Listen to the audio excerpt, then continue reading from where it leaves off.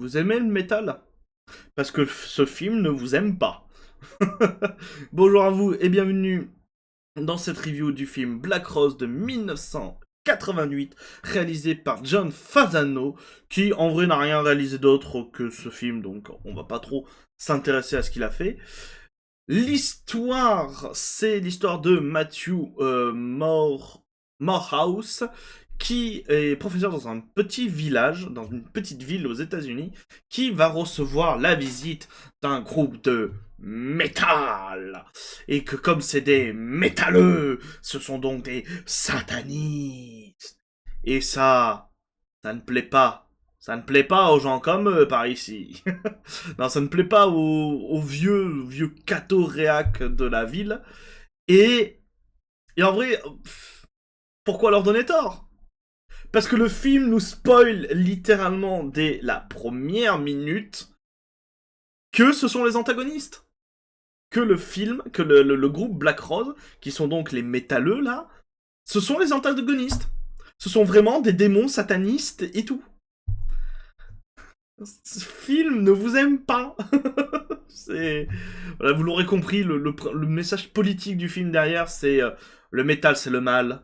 Ne faites pas du métal. N'écoutez pas du métal. Le métal, c'est pas bien. Ouh, le métal, là. Ouh. Voilà, c'est tout le principe du film. Euh... Bon, malgré des... Comment ça s'appelle? Malgré le message euh, politique du film, qu'est-ce que c'est drôle. Qu'est-ce que c'est drôle de conneries, en fait. C'est le film est un ramassis un peu de clichés, de conneries sur le métal. Et surtout, ben, en vrai, on rigole bien. On rigole bien. On va attaquer peut-être les points positifs du film avant d'attaquer les points négatifs. Point positif, l'OST. L'OST. Putain, on dirait que je parle de jeux vidéo. La musique du film est vraiment très cool, par contre. Elle est, enfin, vraiment très cool. Bon, c'est pas du John Williams, mais en vrai, elle est plutôt bonne. Les animatroniques et les costumes. Alors, l'animatronique qu'on voit dans le film est pas mauvais. Enfin, les animatroniques qu'on voit dans le film sont pas mauvais. Les costumes. Alors, moi, il m'a fait rire. Je vous dis pas quoi, il y a un costume. Il est à la fin du film, il y a un costume. C'est. C'est pour mon petit cœur, en fait. C'est un costume de Power Rangers. C'est un costume qu'on voit dans les Super Sentai type Power Rangers et c'est trop drôle. C'est trop drôle, vraiment. Et le troisième point, c'était si vous êtes des adorateurs de nichons. Voilà, je le dis comme ça, hein, sait-on jamais. Vous allez en être servi. Hein. Ah, dès que les jeunes, dès que les jeunes, je fais des guillemets parce que ces jeunes qui sont censés avoir 16 ans sont en réalité joués par des acteurs qui en ont 35. 30 au moins. Donc ouais, c'est une fois que les jeunes se sont mis à écouter de la musique, ils deviennent des délinquants, attention, donc ça veut dire que les hommes fument, oh, ils commettent des meurtres de sang-froid, ils sont en mode ouh, et les femmes elles ont tout envie de baiser, et du coup, bah, c'est nichon parti. Voilà, c'est nichon parti. Voilà, c'est exactement ça. Euh, mais sinon, outre un peu tout ça, hein, outre un peu le comment ça s'appelle les conneries abyssales de dialogues qui n'ont ni queue ni tête et d'enchaînement de scènes qui ça se passe. T'es en mode d'accord. Il y a une scène dans le film, je n'ai pas compris. C'est une des alors je ne sais plus qui. Alors si il y a le gros défaut du film, désolé, je pars dans tous les sens, mais gros défaut du film, on mélange les personnages. Au bout d'un moment, tous les personnages se ressemblent tellement et sont tellement interchangeables qu'on ne sait plus qui est qui et qui est où et qui fait. On ne sait plus. On ne sait plus. C'est trop chiant. Donc en fait, il y a un moment, il y a une des adolescentes. Je préfère mettre des guillemets parce que euh, elle est censée avoir 16 ans, sauf que elle est très clairement jouée par une actrice qui en a 25, 26.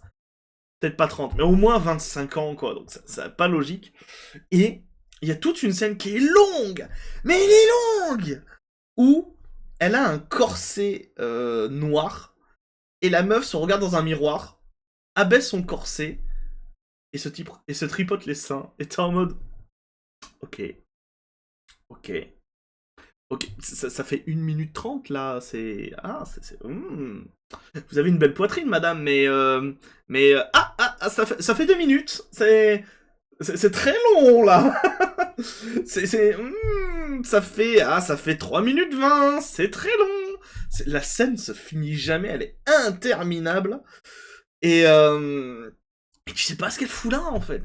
Il y a plein de scènes comme ça dans le film qui se passent, mais on n'y revient jamais. Il y a un moment, il y a des meurtres qui sont faits, il y a des meurtres, il y a des disparitions.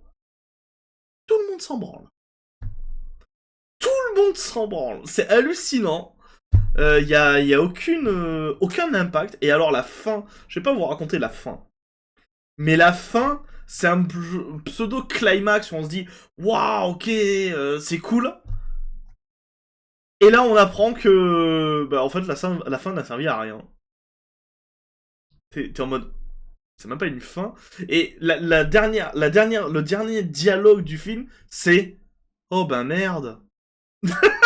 C'est le héros, c'est Matthew Morehouse qui regarde la télé, qui apprend une nouvelle alors qu'on, elle est pas censée exister cette nouvelle, donc on se dit ok, mais à quoi ça a servi tout l'acte final en fait.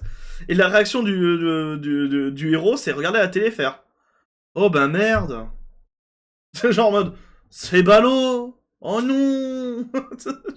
Ça n'a aucun sens. Donc voilà, c'est du nanar. En fait, c'est ça, c'est du gros nanar. Mais c'est du nanar fort sympathique. Je pense qu'il faut prendre le film au 360e degré. Même s'il a été fait pour des mauvaises raisons. Je dis mauvaises raisons en réalité. Parce que c'est pour dénoncer le fait que le message politique est vraiment dans ta face. C'est vraiment en mode le métal c'est pas bien, les métalleux sont des satanistes, si vous écoutez du métal vous allez devenir des délinquants, et si vous êtes des femmes vous allez devenir des femmes de peu de vertu. C'est vraiment du message in your face comme ça. C'est pas aidé en plus avec le personnage principal qui est donc un professeur de littérature et qui du coup lui se retrouve à être la bien-pensance, se retrouve à être le héros parce qu'il défend la littérature, la poésie, à la différence de la musique. Parce que oui, au fait, il écoute de la musique, mais c'est de la musique classique. C'est du Mozart. Oh.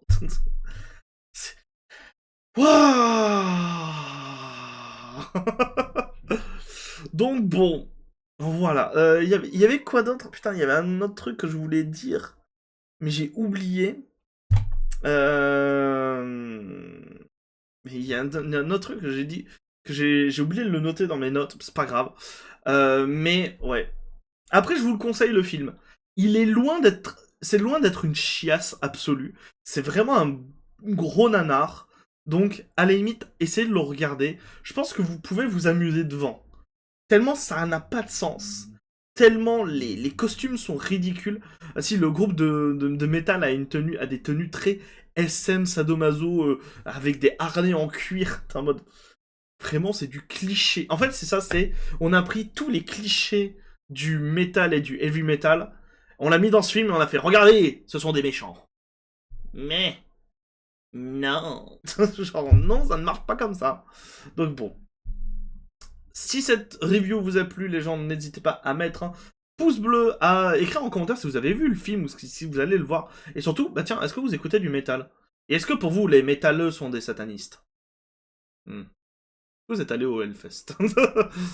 Ça voudrait dire que le Hellfest est un rendez-vous de satanistes. Mais tout est clair.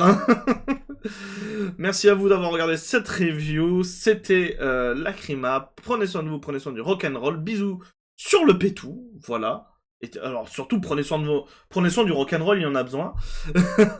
Et je vous dis à très bientôt pour de nouvelles reviews. C'était Lacrima. Ciao.